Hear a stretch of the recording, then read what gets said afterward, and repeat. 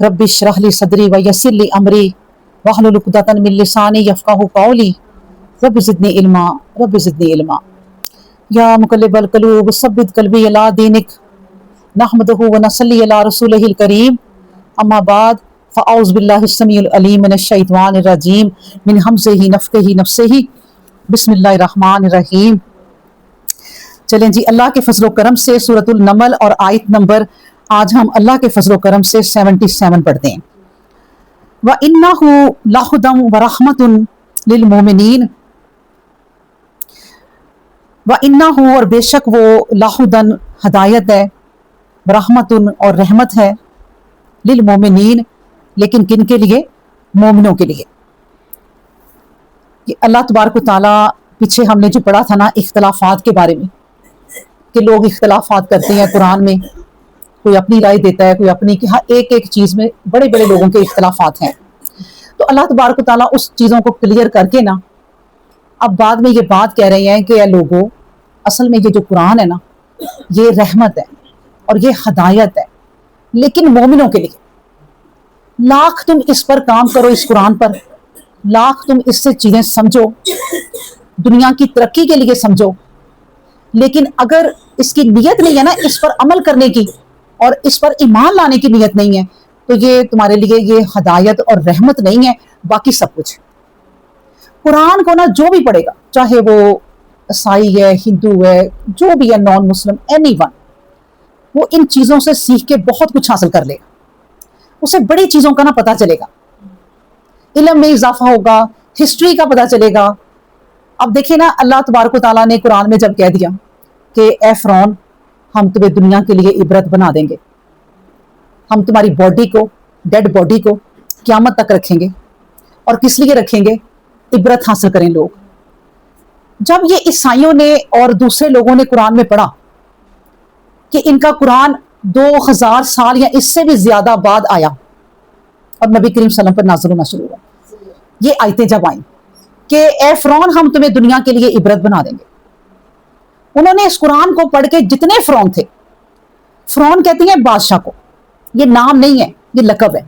जैसे हम कहते हैं वज़ीर आज़म, लेकिन कौन है वज़ीर आज़म? वो एक अलग नाम है, लेकिन एक ओहदे का नाम क्या है? वज़ीर आज़म, सदर, ठीक है ना। इसी तरह जो बादशाह वहां बनते थे उस जमाने में, उनको फ़िरौन, जब वो तख्त नशीन वहां होते थे तो वो फ़िरौन बन जाते थे। फ़िरौन का मतलब भी हुकूमत करने वाला बादशाह, मतलब यही होगा।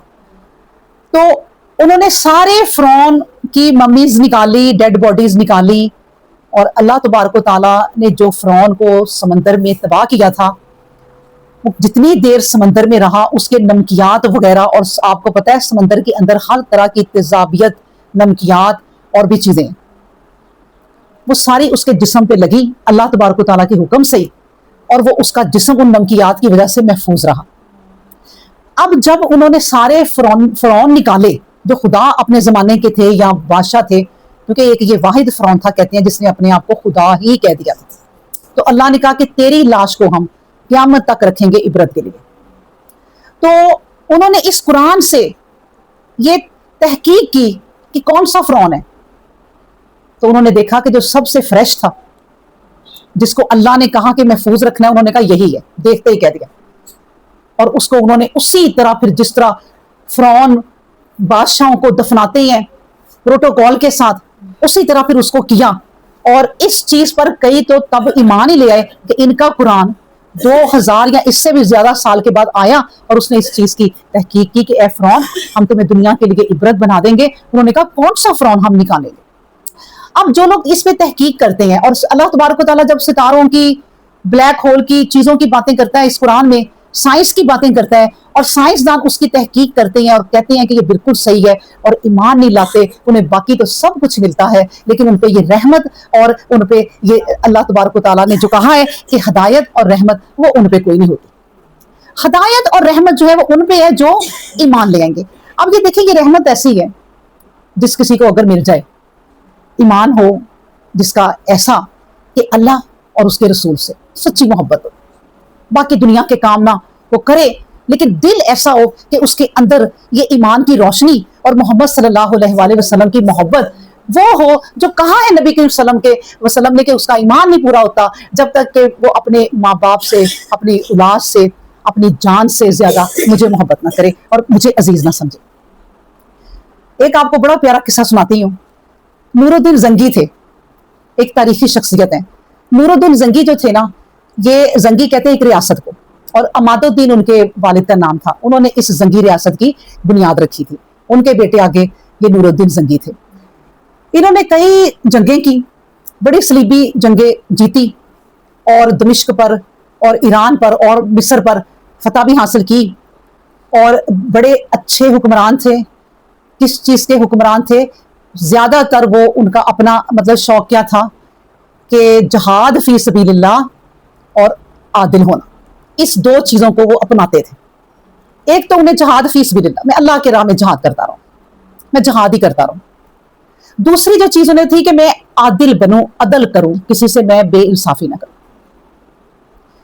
اب یہ نبی کریم صلی اللہ علیہ وآلہ وسلم کے بعد ہے، کافی بعد ہے یہ، ٹھیک ہے، یہ جو نور الدین زنگی ہیں۔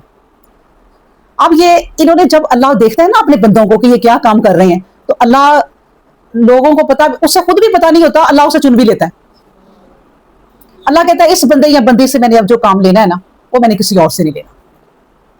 نبی کریم صلی اللہ علیہ وآلہ وسلم اس کی خواب میں آئے، خواب میں آ کے کہتے ہیں کہ زنگی، نور الدین زنگی، فلاں دو شخص ہیں، شکلیں دکھا دیں، یہ مجھے تنگ کر رہے ہیں، میرے جسد مبارک کو یہ روضہ میں تنگ کرنا چاہ رہے ہیں، مجھے انہوں نے مجھے تنگ کیا ہوا ہے۔ پھر وہ صبح آنکھ کھلی تو انہوں نے کہا کہ میرا خیال ہوگا کوئی، یہ کیسی خواب تھی؟ انہوں نے کہا نہیں بس یہ میرے خیال ہیں۔ دوسرے دن پھر خواب آئی، اسی طرح نبی کریم صلی اللہ علیہ وسلم خواب میں آ گئے۔ تیسرے دن پھر خواب میں آ گئے۔ اب نور الدین زنگی اٹھے، اپنا سامان سمیٹا، گھوڑا تیار کیا، سواریاں تیار کی، اور چل پڑے مدینہ کی طرف۔ وہ مدینہ میں جب آئے، کیونکہ وہ ایک حکمران ہے، امیر لوگ تھے، جب وہ مدینے آیا تو اس نے سارے مدینے کی دعوت کی۔ کوئی شخص، اس نے آرڈر دیا کہ کوئی شخص گھر میں نہ رہے، سب آ جائیں۔ وہ کہتے ہیں کہ وہ ایسی جگہ پہ کھڑا ہو گیا کہ جو آتا جائے اور وہ دیکھتا جائے وہ شکلیں نہ نظر آئیں۔ جو نبی کریم صلی اللہ علیہ وسلم نے کہا نور الدین زنگی اٹھو، وہ مجھے تنگ کر رہا ہے، یہ تمہاری ڈیوٹی ہے کہ مجھے اس سے بچاؤ جو وہ مجھے اذیت پہنچا رہا ہے۔ اب وہ شکلیں اسے نظر نہ آئی، اس نے اعلان کیا کہ سب آ گئے ہو؟ انہوں نے کہا سب آ گئے۔ ایک شخص بولا جو بزرگ تھا، اس نے کہا دو شخص نہیں آئے، وہ بڑے ہی اللہ والے ہیں، وہ اللہ والے ایسے ہیں کہ کہیں نہیں آتے جاتے، وہ اللہ کا ذکر اذکار اور عبادت میں لگے رہتے ہیں۔ نور الدین زنگی نے کہا ادھر چلو، پتہ پوچھا، وہاں چلے گئے۔ وہاں جا کے ان کی شکلیں دیکھی، وہی تھے۔ اور یہ کون تھے؟ یہ عیسائی تھے یا یہودی تھے، مجھے یاد نہیں اب، جو کہ نبی کریم صلی اللہ علیہ وسلم کے جسد مبارک کو حاصل کرنا چاہتے تھے، تاکہ کبھی مسلمانوں کو کہیں دیکھو تو تمہارے نبی تم کہتے ہو کہ وہ قبر میں قیامت تک ان کے جسم کو کوئی نقصان نہیں پہنچنا، وہ تو دیکھو پھر کیا ہے کہ نہیں ہے، کوئی اس طرح کی باتیں۔ بہرحال انہوں نے ان کے گھر کی تلاشی لی، سب کچھ کیا، مگر کچھ نہ ملے انہیں۔ نور الدین زنگی نے کہا کبھی ہو ہی نہیں سکتا کہ کوئی چیز نہ ہو، میرے نبی نے مجھے بھیجا، اور یہ شکلیں گئی۔ انہوں نے جب صفیں اٹھائی، فرش کی بھی تلاشی لو، تو اندر سے اپنے کمرے سے انہوں نے سرنگ کی، اور اتنی دور تک چل گئی ہوئی تھی سرنگ کہ انہوں نے نبی کریم صلی اللہ علیہ وسلم کا جسد مبارک نکال لینا تھا۔ یہ ہے وہ رحمت اور یہ ہے وہ ہدایت جو اللہ ان کو دیتا ہے جو دیکھتا ہے رب کہ یہ میری طرف ہے، اور یہ دنیا کے سارے کام جو ہے نا یہ کر رہا ہے، اس میں کامیابی بھی اس کو دوں گا، لیکن اس کا دل میری طرف اور نبی کریم صلی اللہ علیہ وآلہ وسلم کی طرف ہی ہے، اور ذرا برابر بھی اس کے ارد گرد بھی شرک نہیں یہ کرتا، شرک سے پاک رہیں، تو پھر اس کے لیے ہے یہ ہدایت بھی اور یہ رحمت بھی۔ اللہ اکبر۔